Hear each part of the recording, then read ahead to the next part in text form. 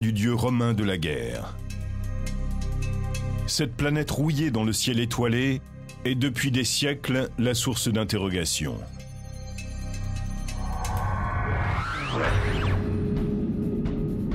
Pourrait-elle abriter une civilisation rivale de la nôtre? Est-ce vraiment un visage que l'on voit à sa surface? Cette mystérieuse voisine du système solaire nous captive encore aujourd'hui.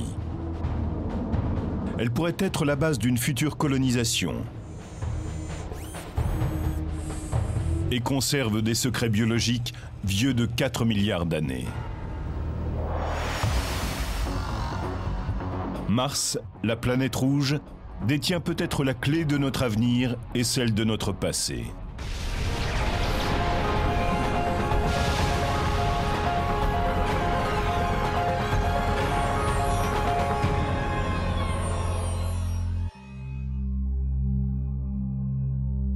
Si les êtres humains ont un jour habité une autre planète du système solaire que la Terre, c'est certainement Mars, la planète rouge, qui paraît la candidate toute désignée.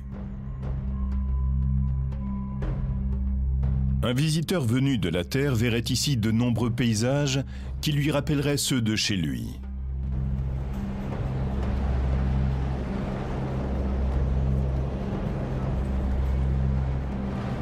Comme le désert de Mojave, en Californie du Sud.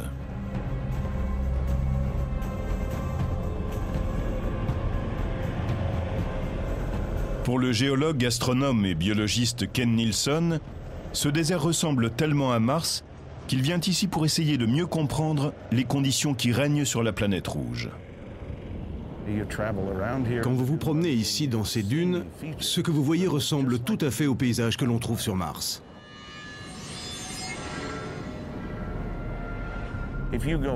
Ensuite, si vous commencez à observer autour de vous, vous verrez des collines rouges, pleines d'oxyde de fer, comme sur Mars.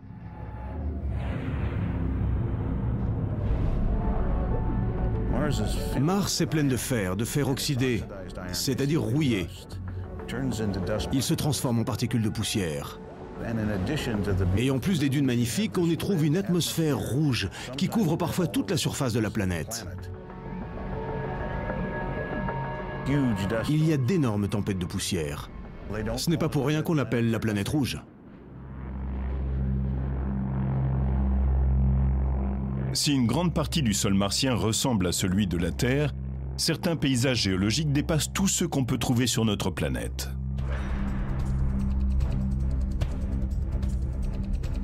Une montagne, appelée Olympus Mons, le nom latin du mont Olympe, est le sommet le plus haut de tout le système solaire. C'est à l'heure actuelle un volcan en sommeil, qui s'élève à 25 000 mètres. Si vous dessinez l'Olympus Mons, et à côté l'Everest et la grande île d'Hawaï, même en partant de la surface de l'océan, ces deux derniers ont l'air de petites collines comparées au sommet de Mars. Cette montagne est si vaste et sa base tellement immense que l'on peut être sur un de ses versants et ne pas se rendre compte qu'on est sur un volcan avant d'arriver au sommet.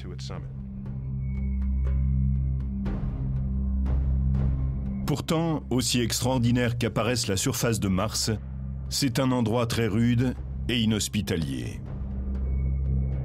Attention, 5, 4, 3, 2, 1. La fusée Delta II décolle et emporte vers Mars l'esprit de la Terre.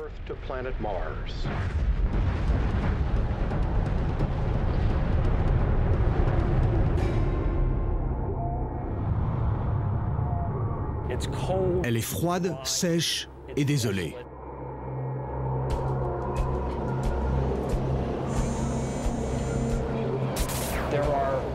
Il y a des tempêtes de poussière qui peuvent assombrir le ciel pendant des semaines, et parfois même des mois. Toutes les nuits, les températures descendent à plus de 100 degrés au-dessous de zéro.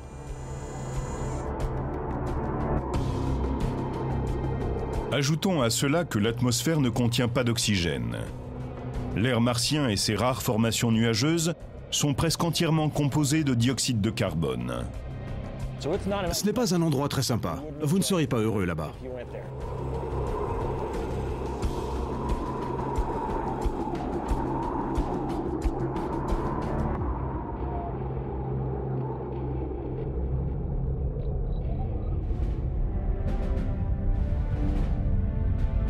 Mars est petite par rapport à la Terre, puisqu'elle est 2 fois moins grande. Et la distance qui nous sépare est de 51 millions de kilomètres. Elle semble n'être qu'un minuscule globe rouge dans notre ciel étoilé. Et pourtant, elle captive l'humanité depuis des siècles.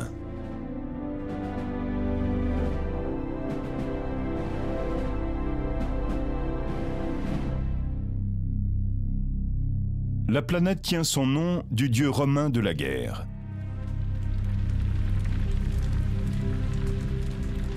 Les Romains associaient ce monde lointain à l'hostilité et à l'agitation, à cause de sa couleur rouge sang et de sa façon particulière de se déplacer dans le ciel.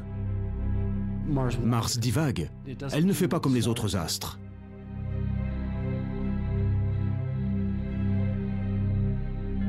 Parfois, elle semble même aller à reculons.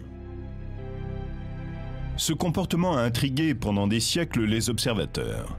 Mais en 1514, l'astronome polonais Copernic décide d'étudier de près le mouvement planétaire, ce qui le mène à une compréhension révolutionnaire du système solaire. D'après les documents historiques, on pensait alors que la Terre était au centre de l'univers. Et puis Copernic est arrivé et il a dit « Non, la Terre n'est peut-être pas au centre de l'univers. L'explication de tout cela, c'est peut-être que tout tourne autour du Soleil. » Et dès l'instant où les planètes tournent autour du Soleil, on peut expliquer pourquoi la Terre semble dépasser Mars sur son orbite et pourquoi Mars semble divaguer dans le ciel.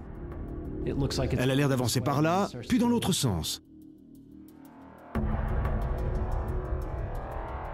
À l'époque où Copernic observait le ciel, Mars et la Terre suivaient leurs orbites respectives depuis 4,5 milliards d'années. Les 2 planètes avaient eu le temps d'évoluer de façon très différente. L'une était devenue humide, chaude et riche en oxygène. L'autre sèche, froide et dépourvue d'oxygène. Pourtant, on pense qu'elles n'ont pas toujours été aussi dissemblables.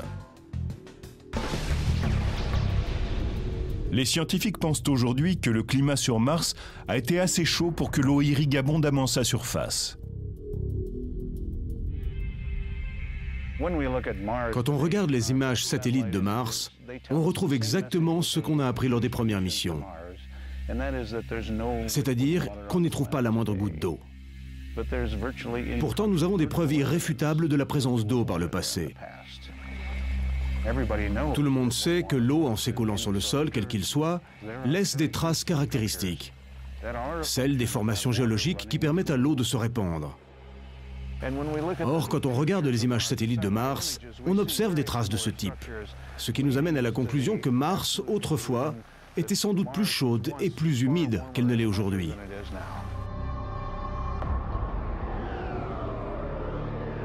Il est certain qu'aujourd'hui, Mars est un désert implacable. Mais alors, que s'est-il passé? Quel processus cosmique a pu provoquer une telle transformation de la 4e planète du Soleil?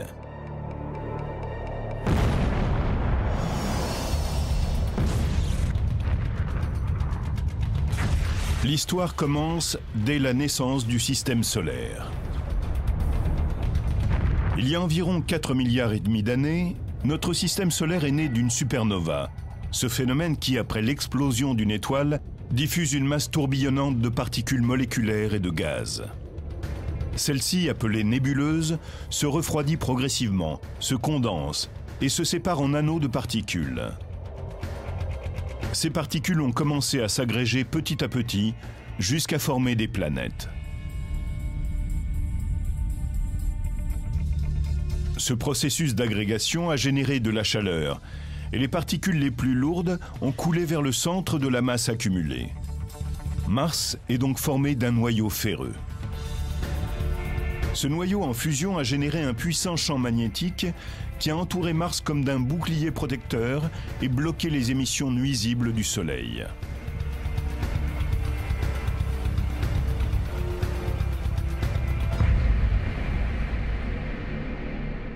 Il y a une pression constante qui vient du Soleil et exercée par ce que nous appelons le vent solaire.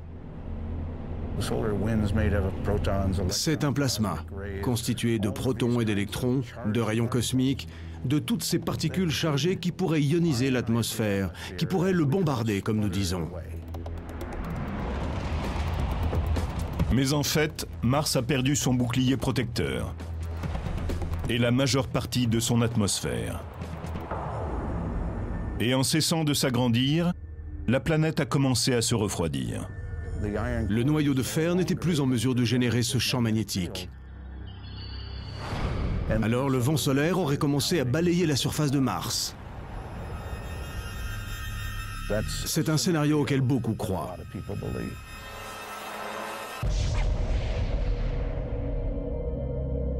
Avec la disparition de l'atmosphère, Mars a perdu son climat tempéré et la pression qui s'exerçait sur elle. Et comme l'eau a besoin de climat tempéré et de pression pour demeurer sous forme liquide, elle a disparu de la surface de la planète. Si vous y mettez une casserole d'eau, celle-ci va s'évaporer très rapidement et essayer de geler en même temps. L'un ou l'autre finira par l'emporter, mais vous ne pourrez pas garder l'eau sous forme liquide. Il serait faux de dire qu'il n'y a absolument pas d'eau sur Mars.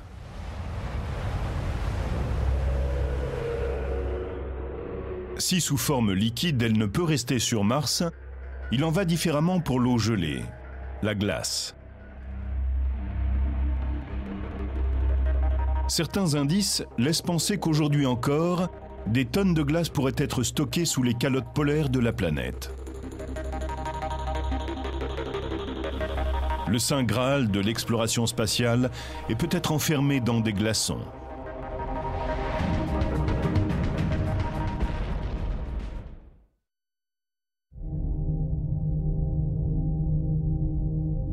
On peut voir ces pôles depuis la Terre avec un simple télescope. Et ils sont sans aucun doute ce qu'on remarque en premier quand on approche de Mars dans l'espace. Les calottes polaires de Mars sont des étendues mystérieuses de neige glacée et tourbillonnante qui recouvrent ces deux pôles. C'est ce que nous appelons de la glace sèche, c'est-à-dire du dioxyde de carbone gelé. L'atmosphère est très fine et presque entièrement composée de dioxyde de carbone, si bien que quand il fait très froid, il se transforme en neige carbonique ou en glace carbonique. Ces calottes polaires toutes blanches offrent un contraste saisissant avec le reste de la planète rouge. Mais ce n'est pas cette concentration de neige carbonique qui intéresse le plus les scientifiques. C'est ce qui se cache peut-être en dessous qui pourrait avoir une importance capitale. Enfouis dans le sol, des millions de tonnes d'eau gelée attendraient, selon certains, d'être découverts. De l'eau gelée invisible à l'œil nu semble étendre ses ramifications dans toutes les directions sur des centaines de kilomètres. Les spécialistes pensent qu'il pourrait s'agir des vestiges de vastes océans. À l'heure actuelle, l'eau est sans doute congelée, formant une sorte de permafrost sous la surface. Mais peut-être y a-t-il eu dans certaines zones de Mars des pressions et des températures qui auraient liquéfié la glace et créé des aquifères, des zones où l'eau peut circuler librement.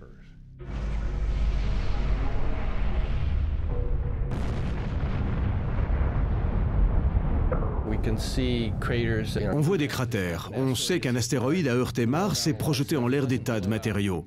Mais ce n'est pas de la poussière sèche qu'il a dispersée. On n'a pas de débris en rayon autour du point de choc comme sur la Lune. Il a envoyé en l'air un genre de déchet boueux. Notre conclusion est donc que l'astéroïde s'est craché sur de la glace, sur une sorte de toundra analogue au permafrost du nord du Canada. Les vaisseaux spatiaux en orbite autour de Mars ont capté des signes qui tendraient à démontrer la présence d'eau gelée sous les calottes polaires. Les relevés approximatifs des sols ont indiqué un fort niveau d'hydrogène. L'eau est constituée d'une part d'oxygène pour 2 parts d'hydrogène. La présence de glace enfouie dans ces zones semble donc indiscutable. Mais si ces découvertes sont relativement récentes, cela fait plus d'1 siècle qu'on spécule sur la présence d'eau sur Mars.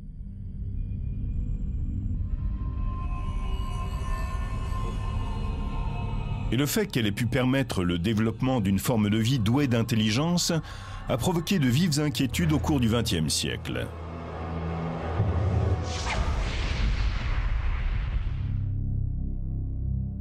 C'est en 1610 que des astronomes pointèrent pour la première fois leur télescope vers Mars. La technologie a fait depuis de grands progrès et l'image de la planète rouge se précise de jour en jour aux yeux des observateurs terriens. Mais en 1877, à travers leur télescope, les astronomes voyaient cette lointaine planète à la taille d'une pièce de monnaie qu'ils auraient tenue au bout de leurs bras tendus.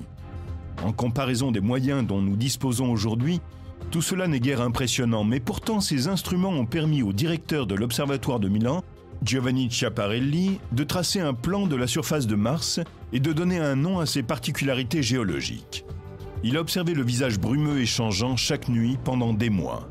Et il voit alors ce qu'il pense être un enchevêtrement de lignes à la surface de Mars. On comprendra plus tard que ce qu'il voyait n'était pas tout à fait ce qu'il y a là-haut, mais juste l'image qu'il percevait grâce à son télescope rudimentaire. Le célèbre astronome italien dessine ces lignes et leur donne un nom. Pour Schiaparelli, ces lignes étaient des canaux, mais il ne savait pas vraiment ce dont il s'agissait. Le nom italien qu'il leur a donné est canali. Cela aurait dû être traduit par chaîne, comme des chaînes montagneuses, mais ça l'a été à tort par canaux.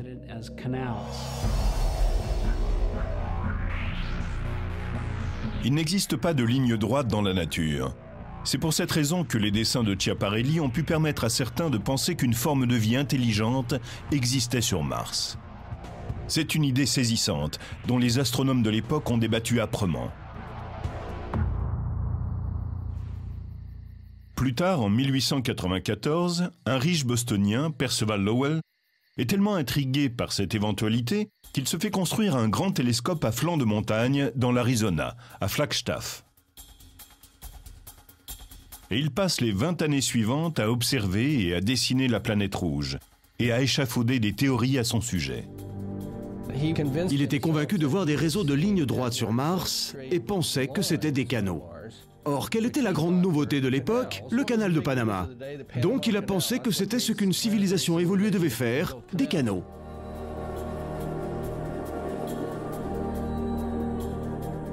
Ceux de Mars auraient donc servi à transporter l'eau à partir des pôles.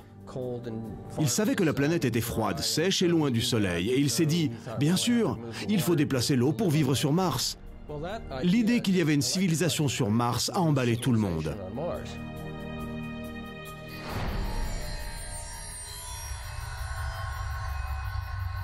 C'est dans ce contexte qu'en 1938, au cours de la nuit d'Halloween, un jeune acteur nommé Orson Welles réalise une adaptation de La Guerre des mondes. Dans ce court roman de H.G. Wells, de sinistres martiens atterrissent sur Terre et causent des ravages. Et maintenant, nous retournons auprès de Carl Phillips à Grover's Mill. Oui, mesdames et messieurs, je suis là. Mon Dieu, il se passe quelque chose. Une flamme bondit du miroir et se dirige droit vers les hommes qui avancent. Ils se transforment en torches. Des milliers de gens croient réellement qu'une invasion martienne est en cours. Orson Welles est obligé de présenter ses excuses. Nous sommes bouleversés et vous exprimons nos regrets. Le malentendu est de courte durée, mais l'émission ne fait qu'alimenter l'imagination du public sur l'existence d'une forme de vie intelligente sur Mars.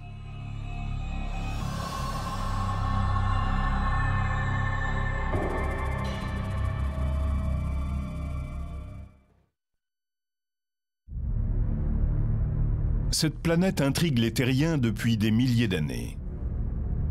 Et ce n'est qu'au milieu du XXe siècle qu'on en a enfin eu une vision plus précise.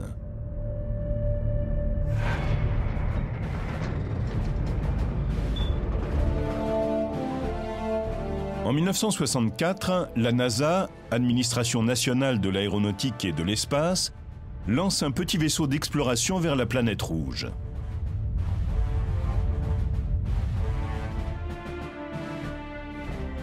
Mariner 4 est équipé d'une caméra. Il a pour mission de survoler Mars et d'envoyer des images vers la Terre. Il ne pourra effectuer ce passage qu'une seule fois.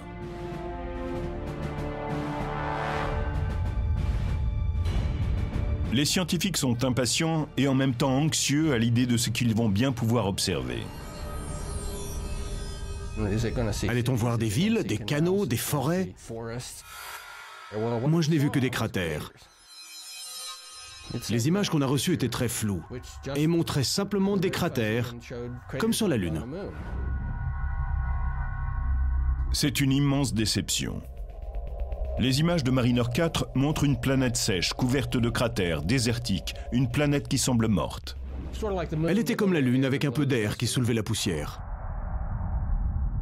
L'enthousiasme soulevé par l'exploration de Mars retombe pour un temps. Mais 6 ans plus tard, en 1971, la NASA envoie un autre vaisseau vers la planète rouge, Mariner 9. Cette fois, au lieu de n'effectuer qu'un seul passage au-dessus de Mars, il est conçu pour rester en orbite pendant plusieurs semaines, le temps d'établir une cartographie complète. L'effort est payant.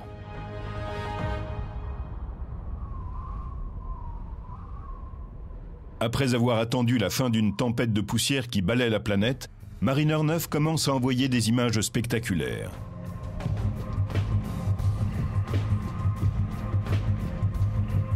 On découvre le dôme de Tharsis, une sorte de renflement situé non loin de l'équateur de Mars. Ce dôme est le résultat d'une activité volcanique importante sur un espace très concentré. L'élément essentiel du dôme de Tharsis est son volcan bouclier, l'Olympus Mons.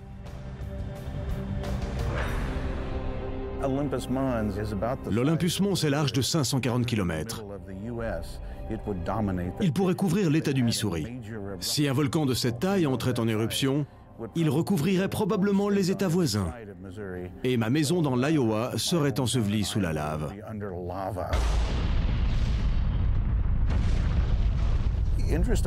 Ce qui est intéressant, c'est que nous pensons qu'il est constitué de 3 volcans séparés, ou en tout cas qu'il a explosé dans 3 directions différentes. Quand on le survole, on aperçoit 3 cratères bien distincts. C'est une immense découverte géologique.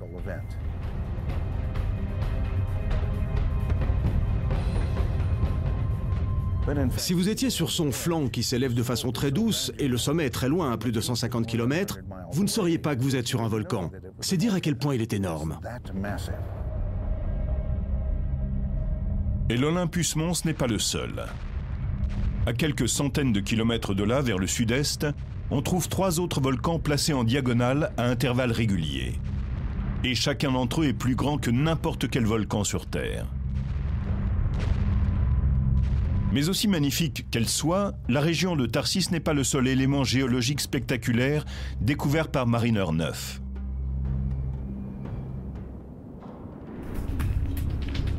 À la limite est du dôme, on peut observer une immense fracture dans la croûte de la planète rouge. Elle a été nommée Valles Marineris, en l'honneur du vaisseau Mariner 9. Regardez, elle est aussi vaste que les États-Unis. Elle est vraiment très nette. Vous connaissez le Grand Canyon. Gonflez-le, filez-lui des stéroïdes jusqu'à ce qu'il atteigne la taille des États-Unis et vous aurez la vallée Marineris.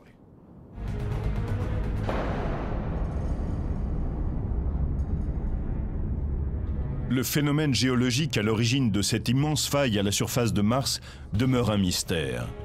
Les scientifiques ne peuvent qu'émettre des hypothèses. Il y a une théorie qui me plaît bien. On trouve pas très loin un endroit qui s'appelle le dôme de Tharsis. Beaucoup de matériaux s'est accumulé là, de la lave et d'autres débris. C'est comme s'il y avait eu une énorme force de torsion qui s'était exercée et qui avait ouvert la croûte comme une fermeture éclair.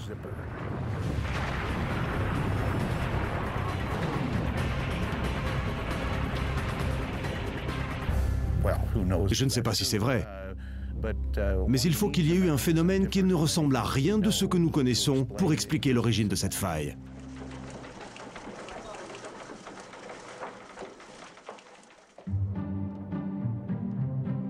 Après le succès éclatant de Mariner 9, l'étape suivante pour la NASA est de poser un vaisseau sur Mars. Les spécialistes sont impatients d'analyser la roche et les échantillons de sol et de chercher les indices d'une forme de vie.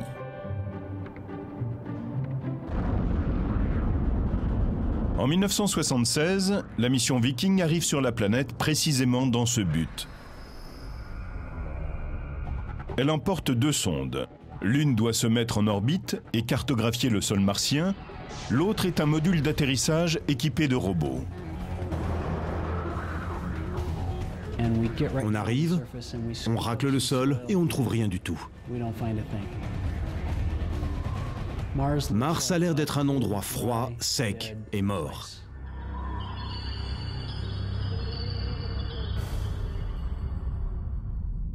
Mais alors que la première sonde Viking peine à la surface et ne trouve rien qui puisse faire les gros titres des journaux, la sonde mise en orbite parvient à saisir une image surprenante. Alors qu'elle survole une zone appelée Sidonia, elle capture dans le faisceau de ses projecteurs une image d'une formation géologique qui ressemble à une figure humaine.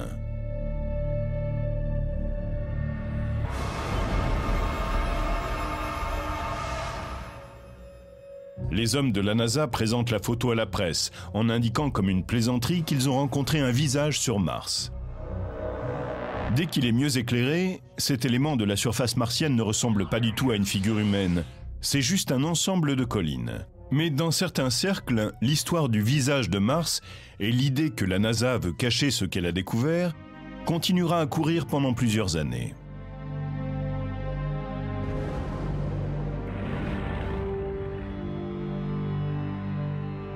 D'un autre côté, les fans de Mars doivent affronter la dure réalité après la mission Viking. En l'absence de découverte biologique capitale, le projet de retourner sur la planète rouge perd de son intérêt.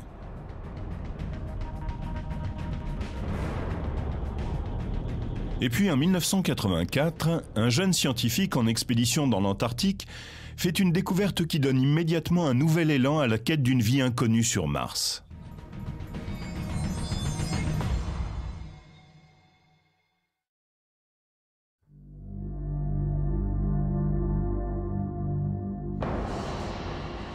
En décembre 1984, des géologues de la NASA partis en Antarctique pour recueillir les débris d'une météorite découvrent un curieux objet. Il s'agit d'une météorite d'une couleur inhabituelle, plutôt verte, alors que la plupart sont grises ou marron. De retour au centre de contrôle de Houston, où on stocke ce type de roche, elle est aussitôt étiquetée ALH 84001. Malgré sa couleur étrange, les spécialistes ont pensé qu'il s'agissait d'un morceau d'astéroïde. La roche a été classée parmi les météorites et elle est restée pendant 6 ou 8 ans mal identifiée.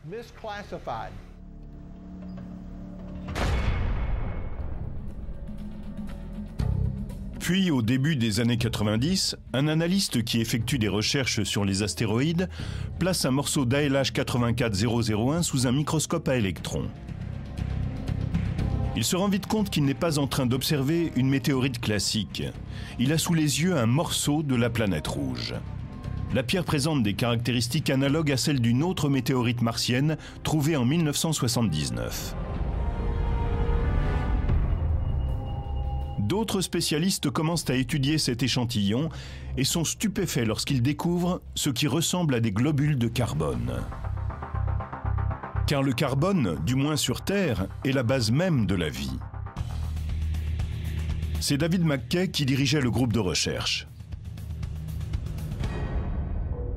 Ce qui a commencé à m'intriguer, ce sont les carbonates. Je me suis dit, hey, ces carbonates ont vraiment un drôle d'air, comment se forment-ils? On va aller voir ça de plus près. Un examen approfondi mène à une découverte encore plus surprenante. Le type de processus chimique à l'œuvre dans ces globules est associé sur Terre à la vie. Une image obtenue par un microscope électronique à scanner présente une structure qui pourrait bien être de nature biologique. On dirait un peu un ver. Serait-ce une trace de vie primitive sur Mars? Je pense que ce ver relève de la biologie. Il est peu probable qu'il s'agisse d'un fossile entier de bactéries. Cela pourrait être un morceau de bactérie ou un élément, mais de mon point de vue, c'est un élément biologique.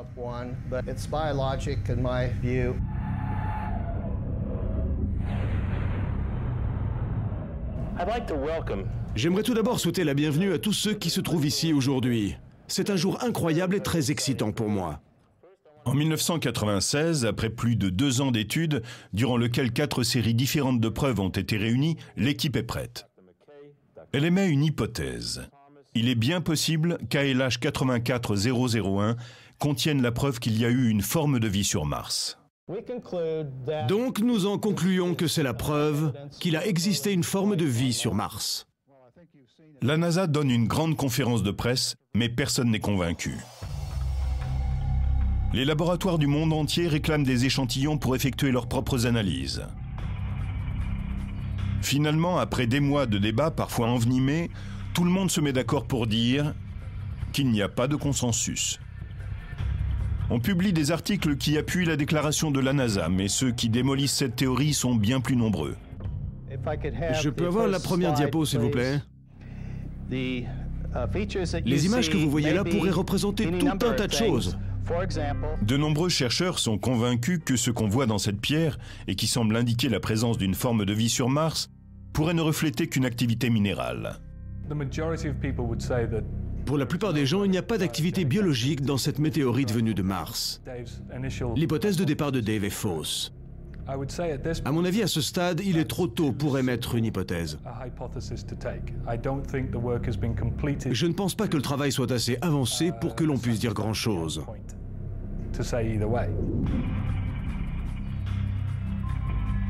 L'analyse de la météorite continue. Mais même si les chercheurs n'ont jamais pu confirmer qu'elle contenait des signes d'une vie sur Mars, elle aura relancé l'intérêt pour cette question.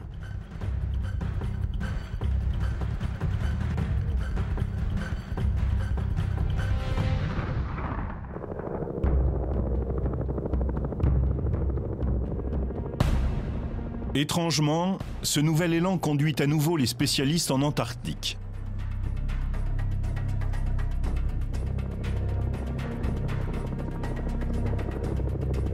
Les conditions dans cette partie du monde ont beaucoup de points communs avec Mars.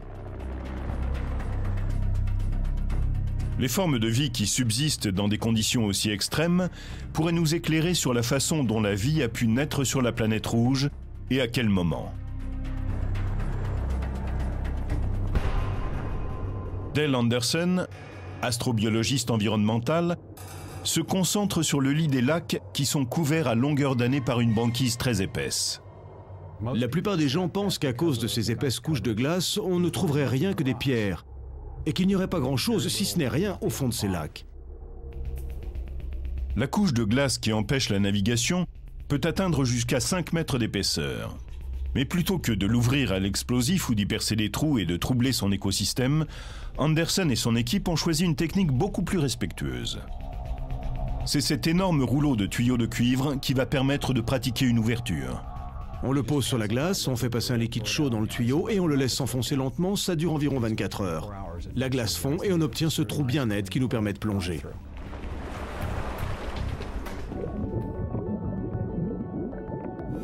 Les plongeurs entrent dans l'eau vêtus de combinaisons qui les protègent entièrement.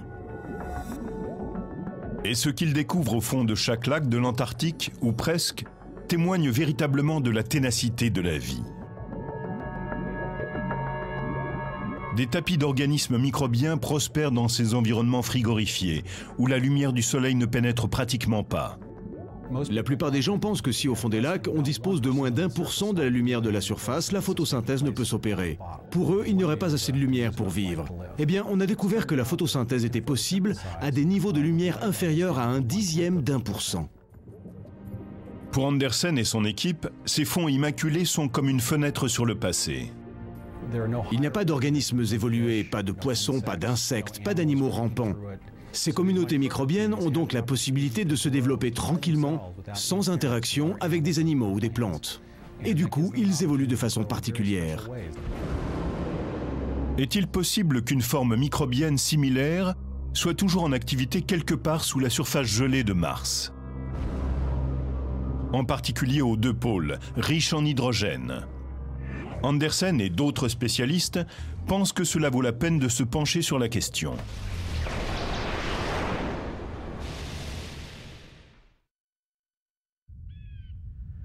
Attention, 10, 9, 8, 7, 6, 5, 4, 3, 2. Début de la mise à feu et décollage de la fusée Delta II avec Mars Exploration Rover. Au cours de l'été 2003, le Jet Propulsion Laboratory de la NASA livre 2 vaisseaux destinés à explorer la surface de Mars. Les missions sur la planète rouge ne peuvent avoir lieu qu'une fois tous les 2 ans, durant une fenêtre de temps courte et précise. Le lancement doit être programmé de manière à ce que le vaisseau et la planète arrivent au même moment en un point spécifique de l'orbite de Mars.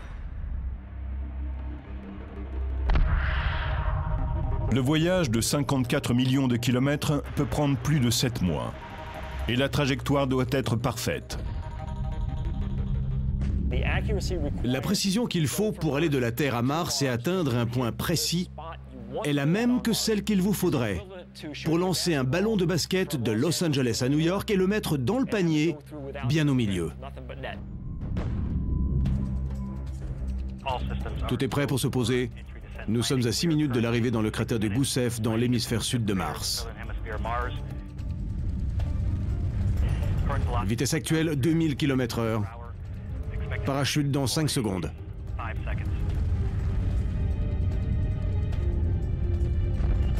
Parachute en place.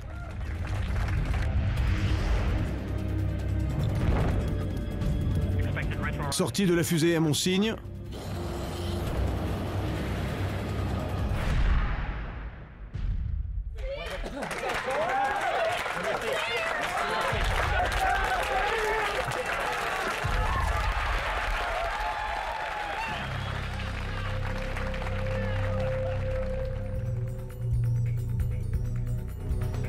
Les vaisseaux spatiaux sont en fait des robots explorateurs conçus pour sillonner la surface de Mars et fouiner un peu partout. Les rovers sont des robots géologues. Leur fonction, c'est d'être nos yeux, nos pieds, nos mains à la surface de Mars. Nous découvrons la planète à travers eux. Ils peuvent se déployer, toucher les rochers. Ils ont un appareil pour gratter la roche. On l'appelle le RAT. C'est un outil abrasif équipé d'une pointe en diamant. Il nous permet de creuser à l'intérieur d'une pierre et de voir ce qui s'y trouve. Ils ont des capteurs au bout de leurs bras. C'est comme s'il y avait un microscope qui pouvait nous décrire en détail ce qu'ils voient. On a donc toute une foule d'instruments similaires à ceux dont un géologue voudrait disposer s'il était sur le site. Les robots rovers ont été nommés Spirit et Opportunity. Aujourd'hui encore, ils explorent des régions de Mars qui sont à des centaines de kilomètres les unes des autres. Spirit a atterri dans une zone appelée le cratère de Gusev.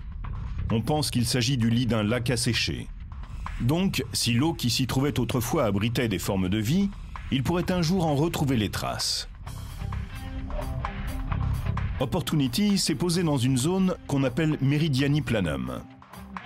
Cet endroit suscite des interrogations, car il recèle une couche ancienne d'hématite, un oxyde de fer qui, sur Terre, se forme habituellement dans un endroit qui contient de l'eau à l'état liquide. Jusque-là, aucun des robots n'a trouvé de signe de vie. Mais Spirit comme Opportunity ont découvert des indices qui tendraient à prouver qu'un jour, l'eau coulait en abondance à la surface de la planète Mars. On a vu des endroits où l'eau a détrempé les pierres sous la surface. D'autres où l'eau a jailli à la surface et a coulé en creusant des petits sillons qui sont toujours gravés dans la roche des milliards d'années plus tard. Mais aucun robot n'est allé assez près de cette sorte de toundra qui couvre actuellement l'eau gelée des pôles. C'est l'objectif premier de la nouvelle mission lancée à l'été 2007.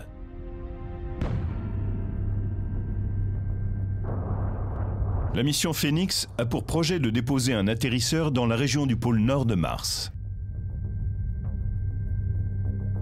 Celui-ci dispose d'un bras équipé d'une pelle, à l'aide duquel il creusera le sol de la planète. C'est Peter Smith de l'Université d'Arizona qui dirige le projet. Notre mission scientifique est entièrement consacrée à la compréhension des propriétés du sol, de son interaction avec la glace, des propriétés de la glace même et de son interaction avec l'atmosphère. Nous n'avons qu'une possibilité pour l'étudier, c'est d'utiliser le bras du robot comme une petite pelle. Il va creuser une petite tranchée et nous fournir des échantillons de glace et de sol. Et avec un peu de chance, des échantillons de sol humide, si on peut en trouver. Ensuite, on analysera ces échantillons avec des instruments sur le pont de notre vaisseau spatial. L'atterrisseur émettra des signaux depuis la surface de Mars et transmettra ainsi son rapport d'analyse des sols et de la glace. Mais avant même que Phoenix ait le temps de décoller, un nouvel épisode prend place dans la saga de l'eau martienne.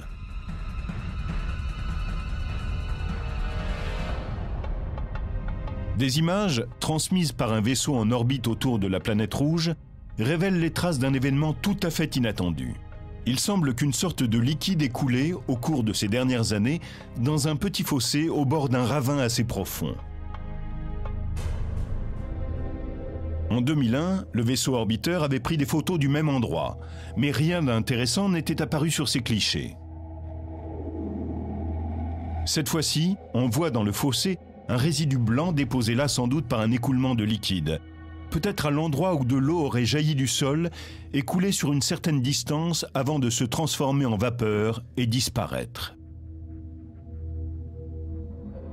Les spécialistes ne comprennent toujours pas ce qui a pu provoquer cet écoulement, mais beaucoup pensent que c'est la conséquence de la chaleur qui existerait encore à l'intérieur de la planète. De toute évidence, il s'agit d'une planète qui a connu une activité volcanique. Beaucoup d'entre nous espèrent encore trouver dans certains endroits des phénomènes hydrothermaux. Non pas simplement pour avoir de l'eau liquide, mais parce que celle-ci indiquerait la présence d'un environnement où la vie aurait pu se développer et même se maintenir. Le but de tout cela est bien entendu la recherche de formes de vie. Quand tout est dit, l'engin prend le relais de cet extraordinaire exploit scientifique et explore la planète rouge, porté par le pressant désir de l'humanité de savoir si la vie existe quelque part ailleurs, dans les vastes étendues spatiales. Je pense que depuis l'aube des temps, les hommes ont cherché à savoir pourquoi ils étaient là, ce qu'il y a là-haut, et s'il existe plus que ce que l'on voit.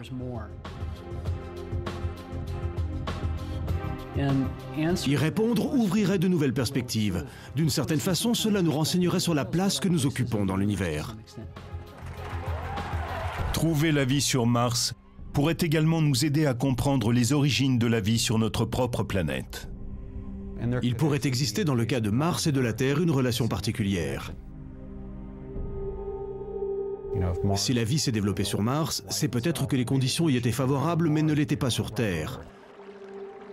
Mars aurait ensemencé notre planète, peut-être à travers des collisions de météorites. Des morceaux de Mars seraient arrivés sur Terre.